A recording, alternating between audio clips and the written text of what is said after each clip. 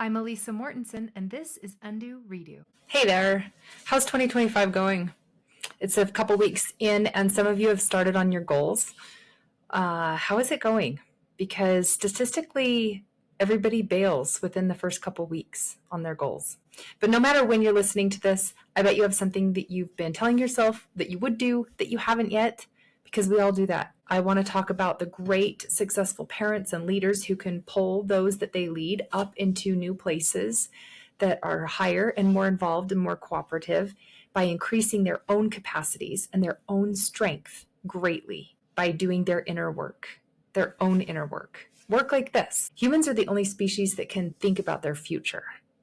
And today we're going to talk about, why are you not sticking to what you said you would do? If we're the only species that can think about our future, and other animals pretty much just work with what is right in front of them. The problem is, as humans, we can almost effortlessly come up with things that are good ideas that we could start doing, should start doing. But that doesn't really require much of us to come up with a plan of what we should be doing. It takes something totally different to follow through with that and to finish something. So we're all going to start something, quote unquote, one day. And maybe we have a plan for it, but we don't have an exact day and time that we're starting. And we don't kind of map out or guess how long it may take. So although we come up with this great plan, we don't have any follow through because we're not making all the little details work in our minds. It's just kind of out there, a bit ambiguous, too ambiguous for us to really put a grasp on and do something with. So let's talk about giving ourselves a chance to get going. Because once we give ourselves a chance to get going, we kind of can gauge and see what it needs next. Let's just get the ball rolling. We spend lots of time starting things in our head, but we aren't getting them out of our minds and creating them in the world. We're not finishing them. So why can't we stick to what we say we're going to do? Some examples would be, we put off maintenance on a vehicle, or doing the laundry, and not eating well, or moving our physical body. It's costing us, it's consuming more time, resources, money, more mental power, and we have to keep going back and revisiting it and undoing some of the damage that was caused because we didn't. So we're addressing it again and again, and we're starting over instead of just moving forward. So what is really stopping us from sticking to it? Have you thought about this? A few common reasons. We say we will do it, and tell me if you can relate to these. And your mind doesn't really want to be strapped down to a schedule or a set of rules, just in case something comes up. You'd rather be spontaneous and flexible and do whatever you feel like in the moment. Maybe you're thinking it makes you more dynamic, and that's a good thing. But let's be real. What you feel like in the moment isn't always going to be the work. You're going to feel like doing the same thing. And as per my life coach and mentor, Brooke Castillo, it's doing one of 3 or 4 things. You get on your phone again, you shoot the breeze with someone because it seems productive, you sleep more, or you watch Netflix while you're eating and drinking things. It's not actually doing what moves us forward. What we're going to feel like doing in the moment is probably only those things. So if we only ever did what we felt like, we would only ever stay in that realm. And because none of those things move us forward, that keeps us hiding from our true life and from our purpose. Let's lay it out to you in this way. Think of what makes you happy, what you strive for. It's probably one of the things I already mentioned.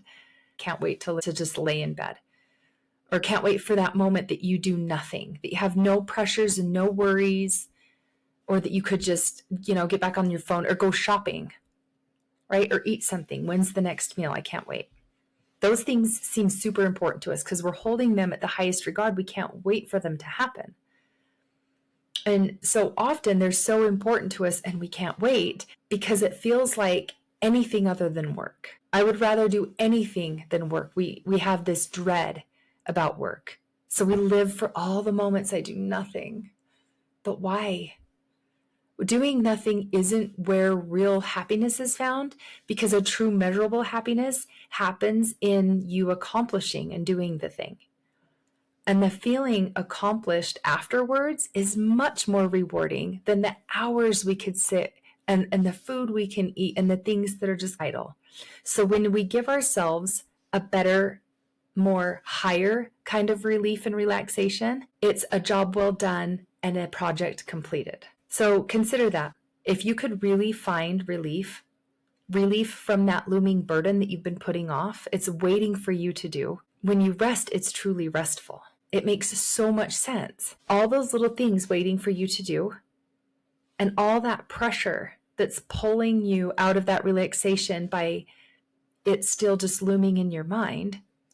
When you finish and accomplish those, you get actual rest when you're resting. You don't have to revisit it.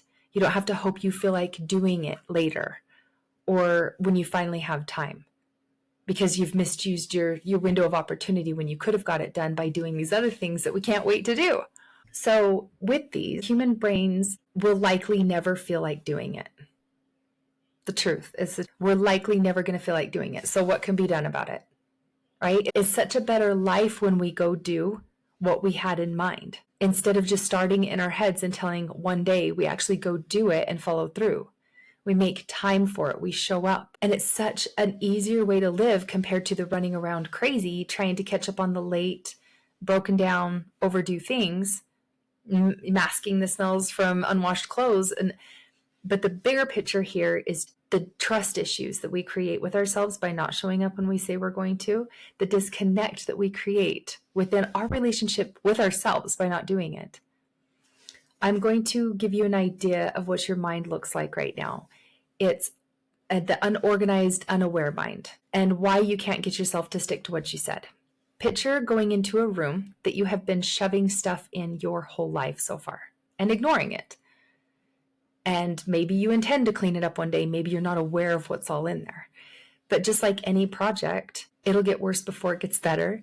But after you shuffle some things around, the first few things, you begin to make sense of what's next. That is the best and only way that is going to get you unstuck, to actually start instead of just talking about starting. I'll share with you a method that I learned during certification, and I'll start to explain it by telling you that no one wants to be relaxing and doing all the stuff we can't wait to do, spending quality time with a loved one, watching a show, getting taken out to lunch out of the office during the day, and have your thoughts be, why didn't I get that done? I don't have time to do this. I should be working on that right now. I still haven't done it. Because you've misused your time and you couldn't get yourself to show up when you said you would. Do you want to know how you can put an end to this kind of pressure and mind chatter and talk and get yourself to show up? Here's the first thing you do. You're going to put it in your calendar where it makes sense, where it makes the most sense. And you're going to break it down into the smallest tasks possible from beginning to end. And you're going to start with a little thing and you're going to chip away at it. And then the next thing on your calendar is going to be in order from start to finish. And if you need to, put the finish and then work your way backwards, like reverse engineer it. So you don't feel the pressure of all the things. You're taking all the little essential steps. You could break it down so tiny that it'd be stupid not to do that baby step. Let's talk about brushing your teeth. Go in the bathroom, find the toothbrush. Like, you can't not do it. If you make it so simple, it won't be as overwhelming. So when the time comes to do it, whether you feel like it or not, because it's in your calendar, you do it. So you don't have to revisit it. And so you don't have to keep spending a lot of energy having exhausting conversations with yourself in your head about it and hoping you feel like it later, because you're not going to feel like it later. You're going to feel like doing all the other things that you're doing now to avoid it. So just deciding to do it on the day and time you set for your calendar, that really solves most of it. Just, I said I would do it, and so I will. Then you can enjoy every bit of your downtime without a heavy burden on you and having to have that mind chatter pull you out of really, really some restful times, which would feel so great. You begin to trust yourself again when you do what you said you would. As soon as you start, you build that relationship with yourself, and it quiets that guilt trip and shame from all that. You're talking yourself out of doing it, and then you're beating yourself up for not doing it, and it just loops again and again. All of that quiets down. And the person you become just tackles the task on Thursday morning like you said you would, no matter what you're feeling. And all those random excuses that come into your head try to convince you not to, you just ignore them and go do it. The important part about this, the deeper than just getting a task done, is what I want to talk about next, and that's a relationship with yourself. I'll talk about it deeper in another podcast soon, but for now, I'm just going to say this little bit to get started thinking about it. Who in your life can you not really trust what they're saying? Think of someone real quick. You know something's going to just come up last minute. They're going to bail. They have a pattern of being unreliable. Even though they swear this time it's different.